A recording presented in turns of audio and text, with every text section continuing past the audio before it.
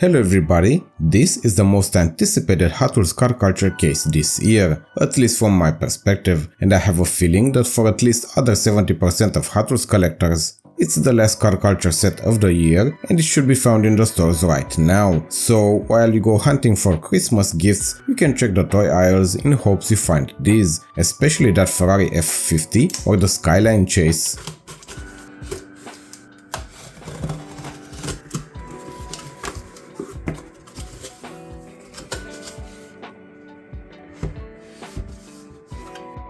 There are not many Hot Wheels castings that are only part of premium series, but this Koenigsegg Agera R is one of the best ones. One that is very expensive no matter the series is part of. I only have one variation in my collection so far, probably the cheapest one, released in 2022 in the Car Culture Exotic MV set. Just like the name says, these are icons, show cars, really expensive in real life, unique wanted cars that have made their way into our car culture history. Designed by Brian Benedict, it premiered in 2014 with the entertainment series with the Need for Speed theme. It was based on the movie released in the same year, and we saw it in the really cool race scene between three color variations of the Agera. That sequence from the movie ending with one of them crashing, but I guess you'll have to see the movie, and if you're one of the few that haven't watched it, I don't want to spoil it. I enjoy it and I find this set to be one of the strongest this year. I personally enjoy all the castings, and in a world of Hot Wheels where nothing is perfect anymore, it's nice to see a set coming so close.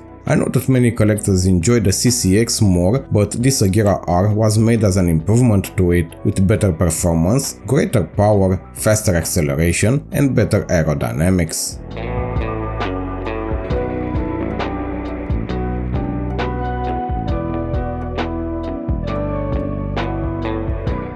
As all good sets in the last couple of years, it must have a JDM car or two, and this Lexus LFA fits perfectly, being a high-performance car produced in the 2010s by the luxury division of Toyota. It's a premiere as a Hot Wheels casting, one that was leaked a while back, and I have seen many collectors excited about it. There are mixed opinions on it. I'm not that familiar with it either, but I do enjoy the design of it. I enjoy the way it looks, and, as I said, it does fit the theme of the set. Ronald Wang is the designer and he has done a wonderful job on it, not to mention the graphics on the cards. Simple, but with a lot of taste, especially for the Ferrari, Porsche and Skyline. It has that showroom appeal, cars in studio lights with photo cameras, and it's the same vibe I get when looking at cars like these. I am not familiar with the results of other diecast brands when it comes to this Lexus. I don't search for other brands that often. I am a Hot Wheels collector, so I always wait for the Hot Wheels version of each specific model of a real life car I want. It's cool to collect other brands, it's cool to check the details and everything, but I stick to what I want, and this is what I enjoy: Hot Wheels.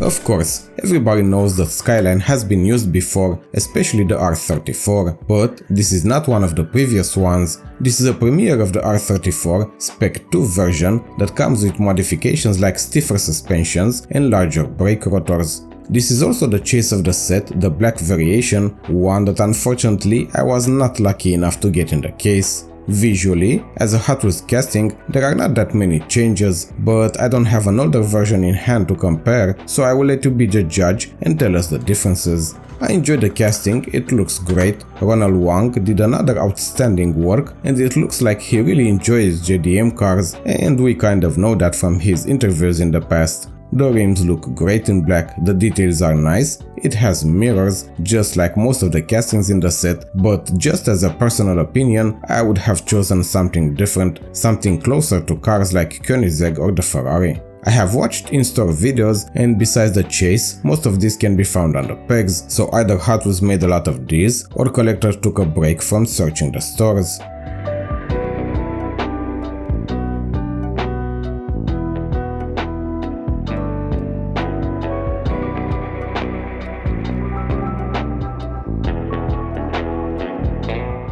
This year will be remembered as the year Ferrari made a return to Hot Wheels, and while everybody acted surprised, I wasn't that much. I kind of expected this year to happen because of the 10-year gap, which I believe it's the embargo time, and then they could try again, and we definitely had a fair share of Ferrari cars, especially in mainlines. Ferrari F50, although it's not the chase of the set, it's without a doubt the highlight.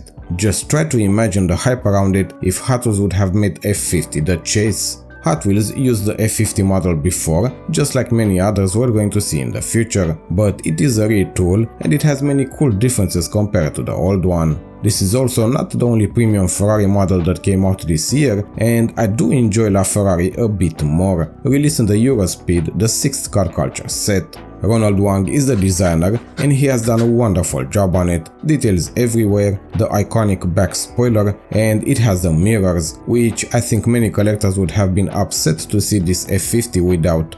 Bigger and more known channels here on YouTube have already shown unboxings or previews of this set, and I saw many people having positive opinions on this Ferrari and all other castings with one exception. Most of us are excited to see the new Ferrari models, but the old ones, brought to a modern light, are as interesting. Amazing work so far, and I do hope they will keep on going.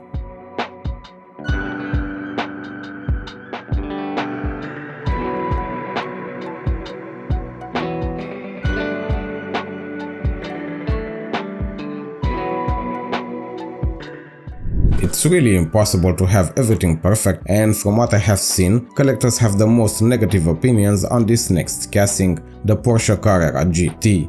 This is the oldest casting in today's set, not taking into consideration the Ferrari F50 with the older models, because the one in this set is basically a premiere, a new retool. Phil Reilman designed it in 2006 with many cool color variations, and this is where the first issue appeared. The fact that it had a few yellow ones, 2006 new models, 2009 Dream Garage, and 2010 Speed Machines. That would make this the 4th yellow variation with the obvious premium differences and details. The other issue are the wheels, the fact that they are bigger in the back and smaller in the front. I personally have no problem with that. I like how it looks this way, and it's something Hot Wheels have done many times before, but apparently some collectors wanted the same type, back and front.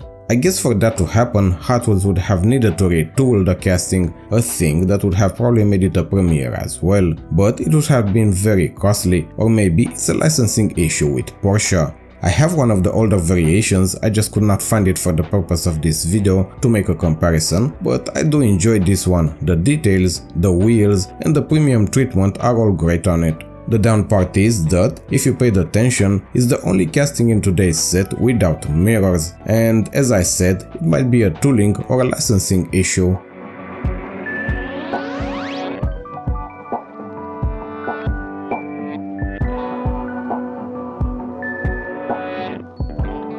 You can also keep on going by watching my videos. Have a great time with Hot Wheels, check the unboxings, and see what you can expect when you go hunting for Hot Wheels cars in the stores. This has been a great year. Cool cars, cool sets, and I can only hope that the new year will be at least the same as this one. Thank you for watching and have a great day ahead.